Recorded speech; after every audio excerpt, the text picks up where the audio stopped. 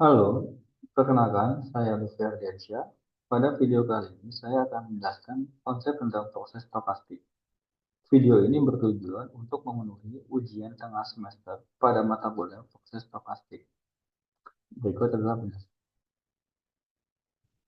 Oke, apa itu proses stokastik? Stokastik berasal dari bahasa Yunani yaitu stokastikos yang artinya able to judge, kemudian stokos yang artinya target. Oke, stokastik adalah studi tentang memahami fenomena random atau proses random. Dan secara terminologi, proses stokastik adalah kumpulan variabel acak yang merepresentasikan sistem yang berkembang dari waktu ke waktu di bawah ketidakpastian atau random.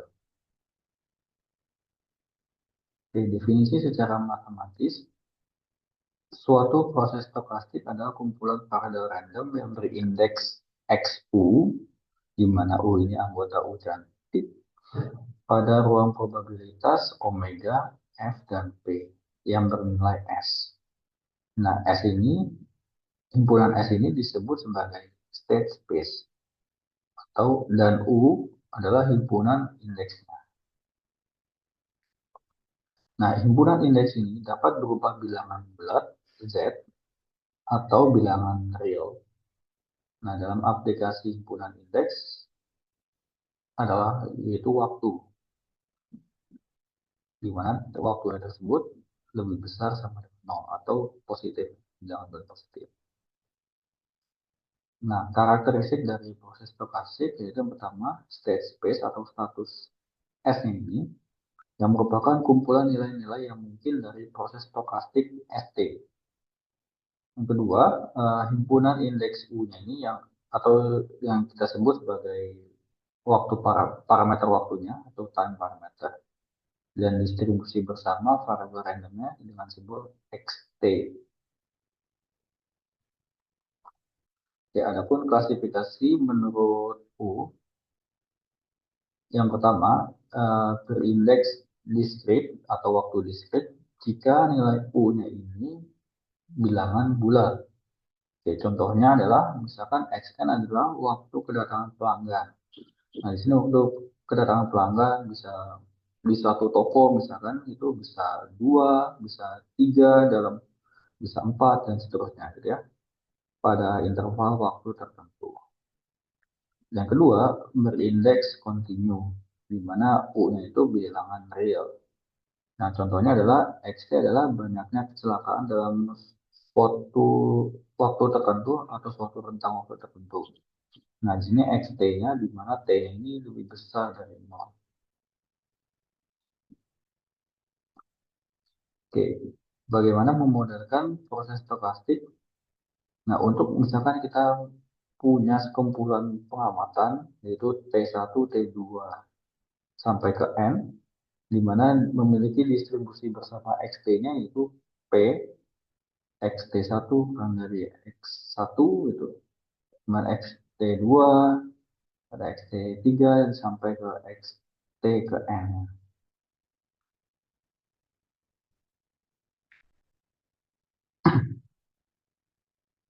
Oke, sebagai sama yang tadi saya sebutkan, perbedaan secara grafik yang waktu diskrit dengan yang kontinu. Kalau yang diskrit itu terlihat ada berjarak gitu ya, ada senggang di antara satu titik dengan titik yang lainnya. Kalau dibandingkan dengan kontinu, nah kontinu itu saling terhubung gitu ya, satu sama lainnya.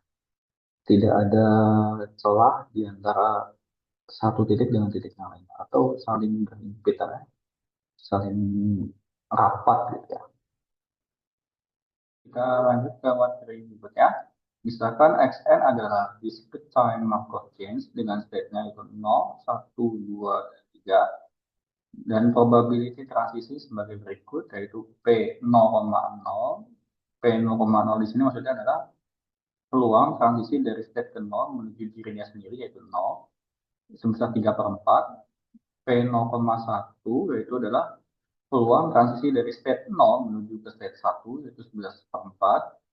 P1,0 artinya peluang transisi dari state ke 1 menuju ke 0 sebesar 2/4 dan seterusnya sampai ke P4,4, yaitu transisi dari state keempat menuju ke dirinya sendiri, yaitu sebesar 1/4.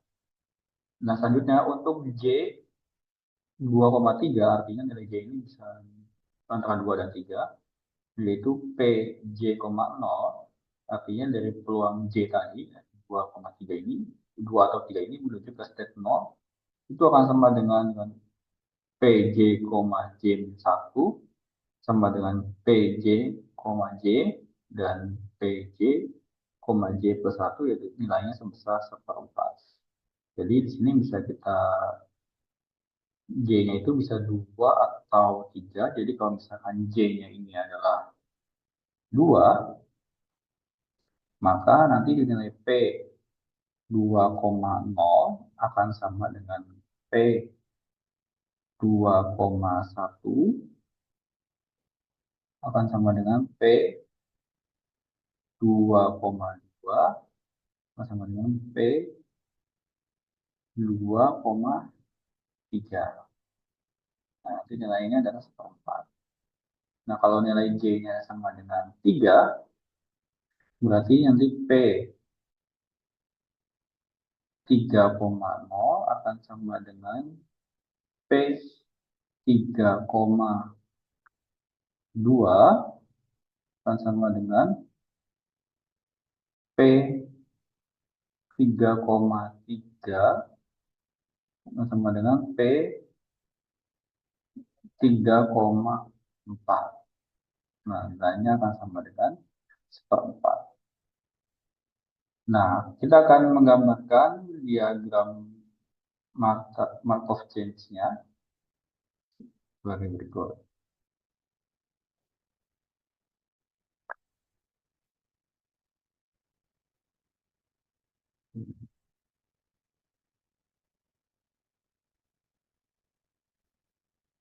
Kita hapus dulu.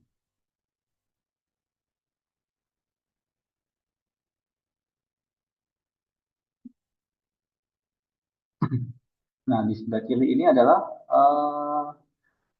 matriks transisinya.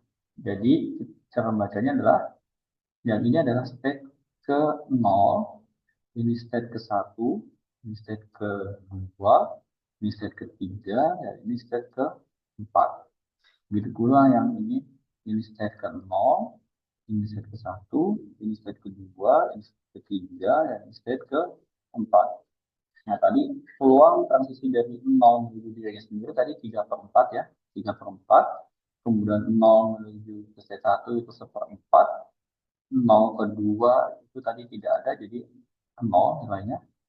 0 ke 3 tadi di soal tidak diketahui juga, jadi kita tulis 0. Jadi kalau yang tidak diketahui di soal berarti peluangnya adalah 0. Nah, kemudian dari state 1 menuju ke 0 tadi 2/4. 1 menuju 1 jadi 1/4. Kita tinggal masukin nilai-nilai yang tadi yang diketahui di soal. Yang tidak diketahui di soal berarti kita tulis, berarti peluangnya adalah 0. Nah, kemudian kita gambarkan diagramnya. Di sini ada state 0, state 1, state 2, state 3, dan state 4. Di mana dari state 0 menuju dirinya sendiri tadi 3/4. Kemudian dari state 0 menuju ke 1, 1/4. State 1 menuju 2, 1/4. Kemudian state 2 ke 3, 1/4. 3/4. 3/4, 1/4. Kemudian 4 ke menuju 0 nilainya sama. Nah, kita gambarkan pokoknya menuju state mana. Dari satu state menuju state. Nah, inilah cara menggambar diagram transisinya. Tentukan apakah rantai Markov di atas irreducible dan apakah aperiodic.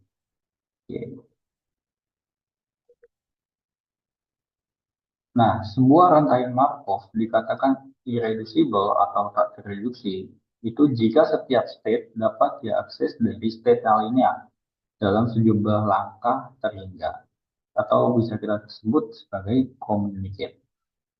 Nah, kemudian sebuah state I dalam sebuah rantai Markov dikatakan aperiodik jika periode dari state tersebut bernilai 1, atau suatu Markov disebut aperiodik jika semua state-nya aperiodik. Nah, di sini disebut periode adalah FPB atau GCD, Greatest Common Divisor, itu nilainya N lebih besar dari 1, dengan ketentuan nilai P-nya ini, PI, I dari N-nya ini lebih besar dari 0. Artinya nilai peluangnya ini harus lebih besar dari 0. Nah,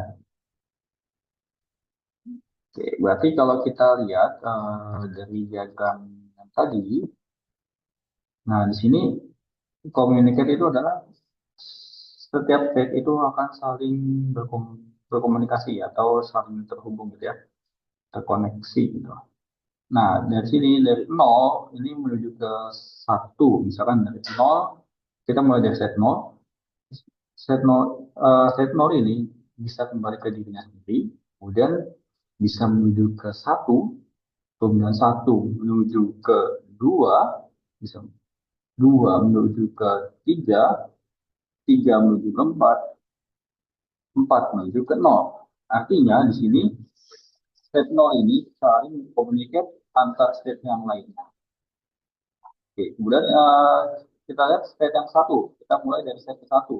1 menuju ke 2, 2 menuju ke 3, 3 menuju ke 4, 4 menuju ke 0, 0 menuju ke 1. Nah, ini berarti state 1 juga komunikasi karena saling terkoneksi dengan state yang lainnya juga. Begitu pula dengan 2, begitu dengan 3, dan begitu ya ada 4. Nah, artinya state ini bersifat communicate. Kalau communicate berarti dia irreducible. Oke, berarti terjawab ya. Berarti rantai Markov tersebut irreducible. Oke, selanjutnya kita menunjukkan apakah aperiodic. Tadi aperiodic adalah jika jika periodenya bernilai 1 atau FPB. FPB dari FPB-nya bernilai 1 gitu ya. Nah, kalau kita lihat state 0, kita mulai dari state 0. Nah, state 0 ini bisa kembali ke dirinya sendiri, gitu ya. Ada kemungkinan untuk kembali ke dirinya sendiri sebesar 34. Nah, artinya untuk kembali ke state 0 itu hanya perlu satu langkah saja, yaitu ke diri sendiri. Benar 34. Nah, artinya state ke 0 ini adalah aperiodic. Nah, kita cek dulu apakah semua state-nya ini aperiodic juga. Nah, di sini kalau kita lihat angka state 1 juga sama. Ada kemungkinan untuk kembali ke dirinya sendiri, yaitu berarti sebesar satu langkah. Kemudian state 2 juga sama. Ada kemungkinan kembali ke dirinya sendiri. 3 pun juga begitu, 4 juga begitu. Artinya setiap set bersifat uh, kembali ke dirinya sendiri atau aperiodic. Nah, sehingga terjawab pada soal ini, apakah rantai Markovnya irreducible dan aperiodic? Ya, artinya rantai Markov tersebut irreducible dan aperiodic. Oke, yang 2C. Misalkan dimulai dari state 1, berapakah probabilitas akan mencapai state 2 sebelum mencapai state ke 0? Oke.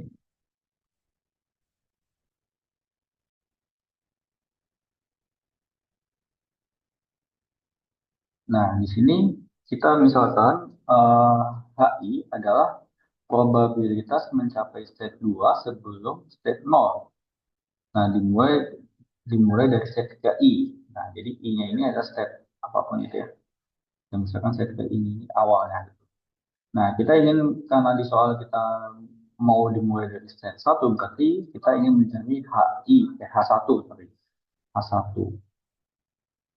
Nah, untuk kita ketahui bahwa H0 akan sama dengan 0. Mengapa demikian? Karena untuk mencapai state ke 0, nah posisi tersebut udah berada di state 0, berarti otomatis tidak mungkin tercapai, tidak mungkin tercapai di state 2 dulu gitu. Berarti peluang tersebut tidak mungkin artinya nol gitu. Nah, kalau untuk nilai H2 bernilai satu itu karena posisinya berada di state nomor 2. Otomatis ada kemungkinan setelah state 2 itu akan ke nol gitu. Ataupun walaupun tidak nol dulu, tapi kan nanti akan menuju ke nol. Artinya state 2 itu terjadi lebih dulu dibandingkan state ke nol. Dan itu selalu itu pasti. Makanya yang bernilai satu. Oke. Dari state satu itu proses transisi bisa ke state nol, bisa ke state satu atau state 2. Nah, dengan probabilitas transisi yang diberikan pada persamaan H1 bagi berikut ini. H1 sama dengan P 1,0 yang artinya probabilitas dari state 1 menuju ke state 0 dikalikan dengan H0 ditambah P1,1 yaitu dari state 1 ke dirinya sendiri dikalikan dengan H1 kemudian P12 dikalikan H2 yaitu probabilitas dari state 1 menuju state 2 dikalikan H2. Nah, kita tahu diketahui di soal dari P1,0 itu 2 per 4, P1,1 1 per 4, P12 itu 1 per 4, dan H0 itu tadi 0 dan H1-nya 1. Nah, kita substitusi nilainya, jadi H1 sama dengan 2 per 4 dikalikan 0, ditambah 1 per 4 dikalikan H1, dikalikan 1 per 4 dikalikan 1. Nah, kita sederhanakan bentuknya, H1 sama dengan seperempat H1 ditambah seperempat. Ini kita bisa kelompokkan yang H1-nya jadi 3 per 4 H1 sama dengan 1 per 4. Yang kita dapat H1-nya sama dengan 1 per 3.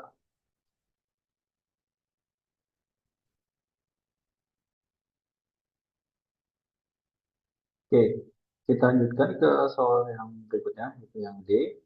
Misalkan dimulai dari state 0, berapakah rata-rata jumlah langkah sampai ke state 3? Oke, baik.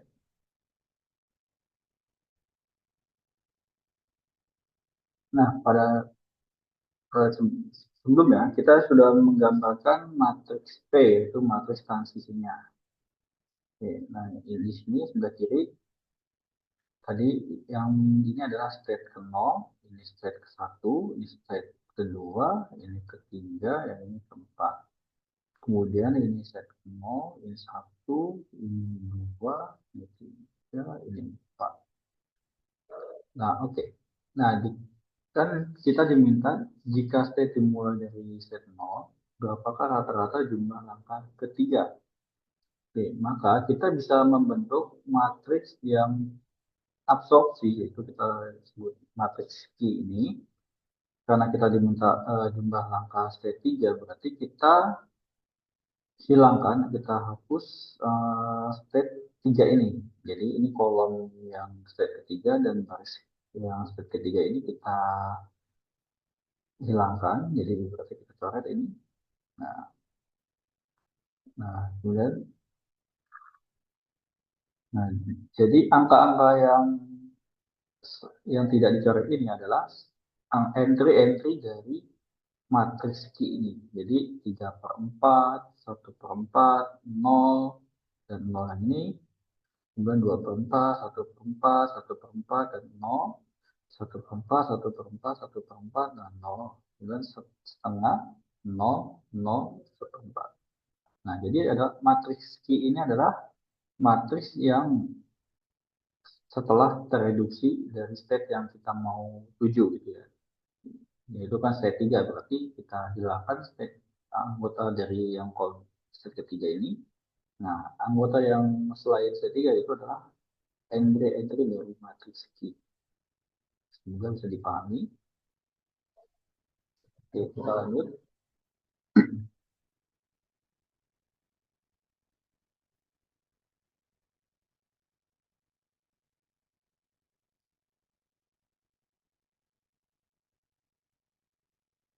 Kita lanjut. Kita hitung, kita ingin menghitung matriks dari identitas dikurangi Q, kemudian diinverskan. Nah, kita mencari matriks dari matriks identitas dikurangi Q, nah kemudian inversnya. Matriks inverse dari identitas dikurangi Q. Oke, berarti kita hitung dulu matriks identitas dikurangi Q. Ini sama dengan matriks identitasnya ini, yang jawaban utama 1 dikurang matriks Q tadinya 3 per 4, 1 per 4, 0, 0, 2 per 4, 1 per 4, 1 per 4, 0, 1 per 4, 1 per 4, 1 per 4, 0, setengah, 0, 0, dan 1 per 4. Nah, kita hitung pengurangan matriks. 1 dikurangi 3 per 4, 1 per 4. 0 dikurangi 1 per 4, minus 1 per 4, 0, 0. Kemudian minus 0 dikurangi setengah, yaitu minus setengah. 1 dikurangi 1 per 4, 3 per 4, dan seterusnya. Gitu ya. Nah, setelah dapat matriks 1 dikurangi Q, maka kita cari inverse dari matriks ini. Nah, karena ini matriksnya 4 kali 4, tentu kalau menghitung secara manual agak ribet. Nah, ini saya menggunakan program Python untuk menghitung matriks dari identitas dikurangi Q diinverskan. Matriks inverse dari identitas dikurangi Q. Nah, kodenya seperti ini.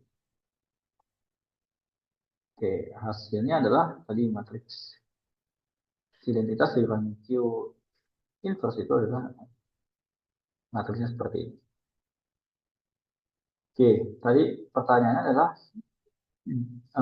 kita mau mencari dimulai dari set 0 menuju ke set 3. Maka kita tulis, berarti tadi ini entry ke 0 ya. Ini entry ke 0, ini entry ke 1, ini entry ke 2, ya ini entry ke 4. Ini ke 0, ini ke 1, ini ke 2, ini ke 4. Jadi, kenapa 3 yang nggak ada? Ya, karena tadi kan 3 direduksi kan. Gitu. Oke, jadi karena dimulai dari set 0, maka kita jumlahin angka-angka pada set ke 0. Jadi yang ini. Nih, baris dan kolom yang dari set ke 0. Gitu. Baris dari set ke 0. Maka di sini ada 32, 12, 4, dan 0. Maka kita jumlahin ini semua. 32 tambah 12 tambah 4 tambah 0. Jadi jawabannya adalah 48. Jadi kita rata-rata dari set 0 untuk menuju ke set 3 butuh 48.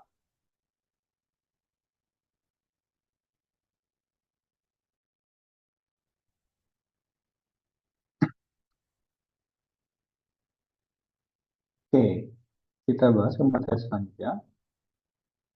Diketahui seseorang membeli saham dengan modal I unit. Misal harga saham bergerak dari harga ribu menurut random walk. Probabilitas untuk bertambah 1 unit adalah P, dan probabilitas untuk berkurang 1 unit adalah Q, yaitu 1 dikurangi P. Nah, kita misalkan didefinisikan XN itu adalah harga saham pada saat N. Misal kita akan berhenti bermain saham jika harga saham sudah mencapai N unit. Nah, pertanyaannya adalah berapakah peluang harga saham menjadi N unit sebelum dia bangkrut?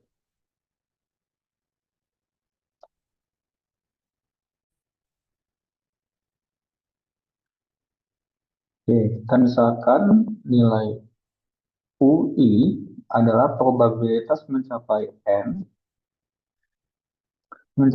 sebelum 0, sebelum 0 ini maksudnya sebelum bangkrut gitu ya, dimulai dari modal sebesar I. Nah, kondisi batasnya yaitu kalau misalkan I-nya sama dengan 0, berarti investor tersebut sudah bangkrut, yaitu U0 sama dengan 0. Dan jika nilai I-nya sama dengan N, sesuai targetnya, berarti UN sama dengan 1. Gitu. Nah, kalau kondisinya I-nya ini berada di antara 0 sampai N, maka probabilitas UI dapat dinyatakan sebagai UI sama dengan U1 sama dengan PU2 tambah QU0. Nah, ini kan tadi, seperti tadi ya, kalau bertambah satu unit, maka peluangnya adalah P. Dan jika berkurang satu unit, maka probabilitasnya adalah Q. Oke. Nah, di sini U2 sebenarnya ada kesalahan. U1 sama dengan P dikali U2 ditambah Q kali U0. Berarti kalau di sini U2 berarti P dikali U3 ditambah Q dikali U1.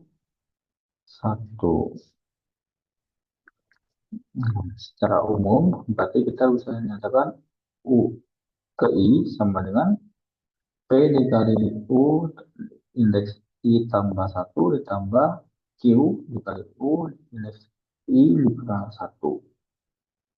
Nah, dari bentuk tersebut kita misalkan ini kan bentuknya rekursif ya, fungsi rekursif berarti dan ini termasuk persamaan diferensial order 2. Nah, berarti kita misalin ini UI sama dengan R pangkat I. Maka diperoleh persamaan karakteristiknya R pangkat I sama dengan P dikali R pangkat I plus satu ditambah Q kali R pangkat I dikurang satu. Nah, kita bagi kedua ruas dengan R pangkat I dikurang satu, sehingga R sama dengan P dikali R kuadrat ditambah Q.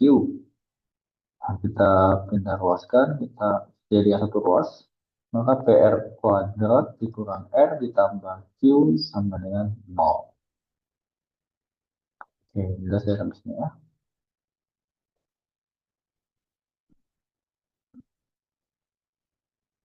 Kita hapus dulu ini.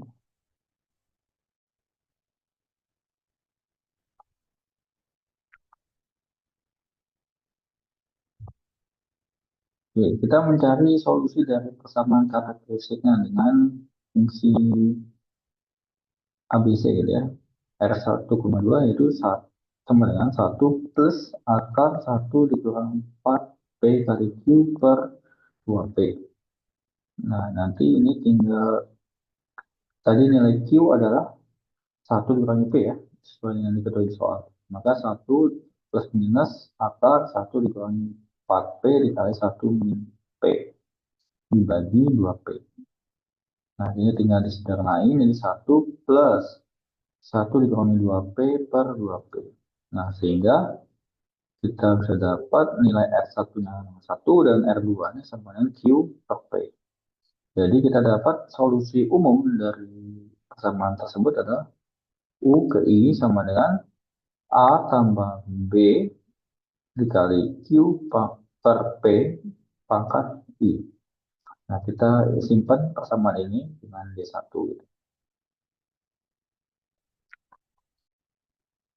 Oke, selanjutnya kita ingin mencari nilai A dan B. Nah, U0 berarti sama dengan indeks ke 0 berarti A ditambah B dikali Q pangkat P pangkat 0. Nah, Q per P pangkat 0 berarti kan 1 ya. Satu. Nah, jadi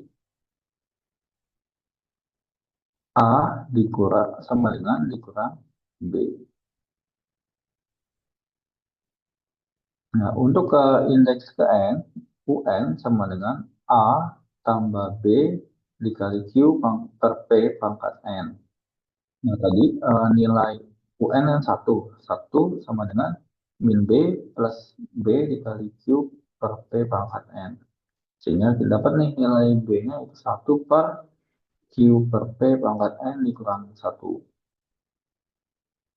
Nah, setelah itu kita dapat nilai A dan B, kita substitusikan ke persamaan yang tadi ya sebelumnya, yang B1 tadi. Maka solusi umumnya kita dapat U indeks I sama dengan 1 dikurang Q per P pangkat I per 1 dibagi Q per P pangkat N.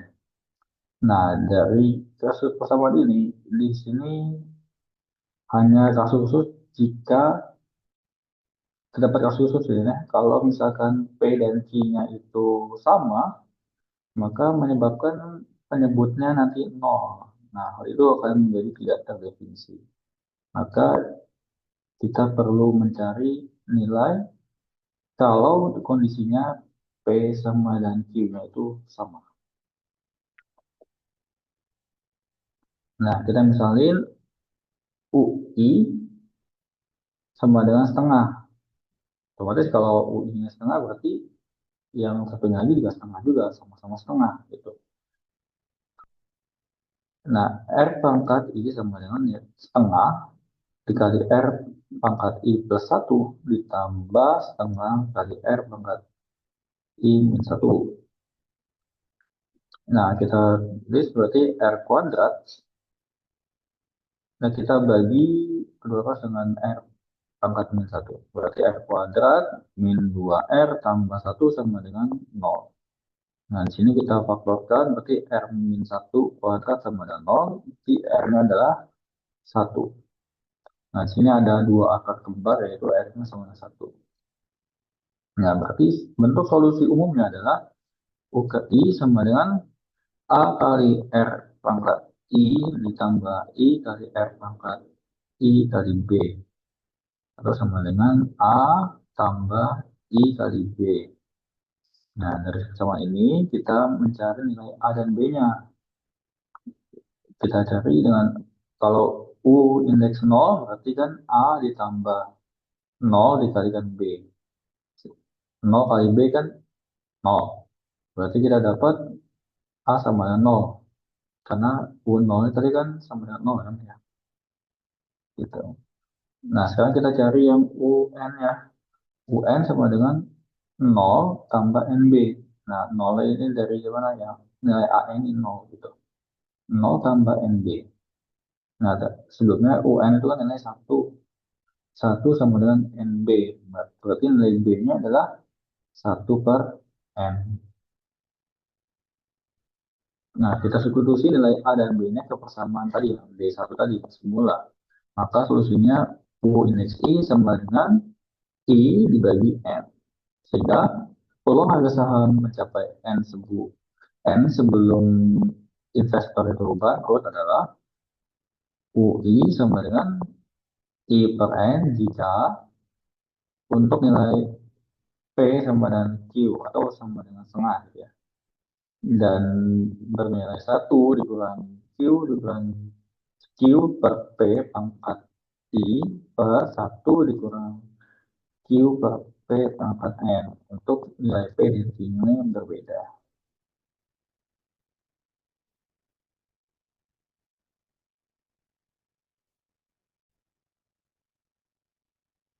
Nah, kita lanjut ke pertanyaan yang B. Jika nilai P-nya itu setengah, dengan kekayaan sekarang yaitu $100, berapa peluang kekayaannya menjadi dua kali lipat dari sekarang yaitu which is $200 sebelum dia bangkrut. Oke.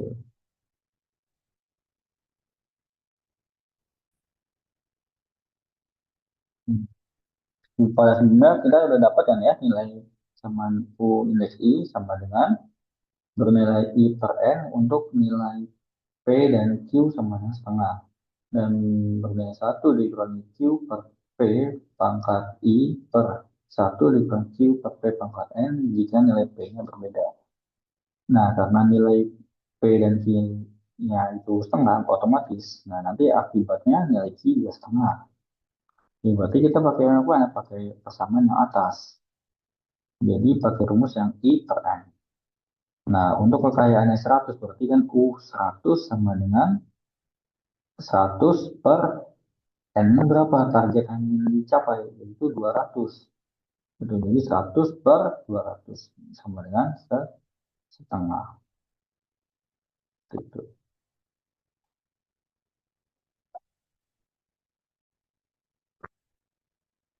Oke, kita lanjut lagi ke pertanyaan yang C. Kita hitung ulang pada soal yang B jika nilai P-nya itu seperempat. Oke.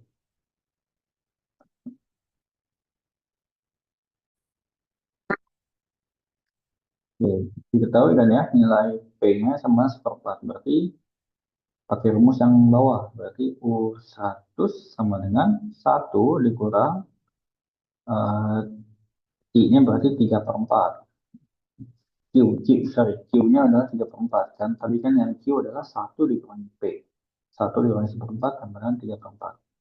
Jadi 3/4 per 1/4 dipangkatin 100 dibagi 1 dikurangi 3/4 per 1/4 pangkat 200. Nah, untuk atas bisa kita sederhanain dari 1 dikurang 3/100 dibagi 1 dikurang 3/200.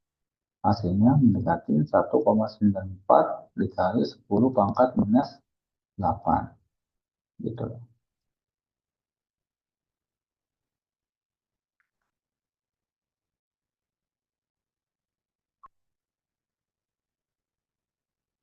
Oke, eh, cukup sekian penjelasan materi tentang soal UTS mata kuliah proses stokastik. Jika ada pertanyaan silakan untuk tuliskannya di kolom komentar. Kurang